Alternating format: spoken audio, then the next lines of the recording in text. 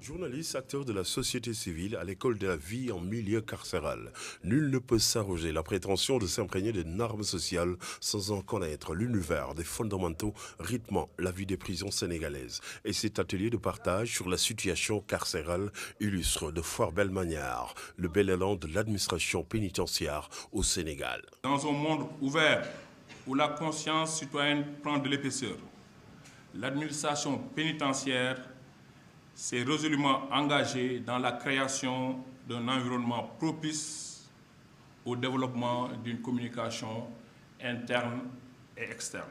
Le garde des Sceaux, ministre de la Justice, a été d'une clarté, d'un style sans pareil, pour annoncer d'importantes innovations en milieu carcéral. Ceci pour mieux faire face aux longues détentions préventives. Il y a quelque chose qui est nouveau, qu'on va introduire en 2019, c'est le bracelet électronique. Désormais, le bracelet électronique va être introduit dans notre pratique pénale en amont et en aval. En amont, lorsqu'une personne est arrêtée et qu'on ne puisse pas la juger immédiatement et qu'elle ne présente pas des garanties de représentation, au lieu de l'amener en prison, on lui met un bracelet électronique.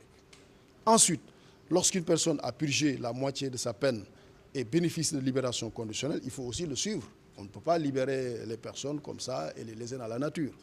On lui met le bracelet électronique pour pouvoir suivre cette personne. Vivement que cet atelier de partage sur la situation carcérale au Sénégal puisse lever toute équivoque ou quiproquo sur la situation des détenus au Sénégal. Et cela au grand profit des citoyens afin qu'ils soient sensibilisés et informés de manière juste et vraie sur la vie à l'intérieur des prisons sénégalaises.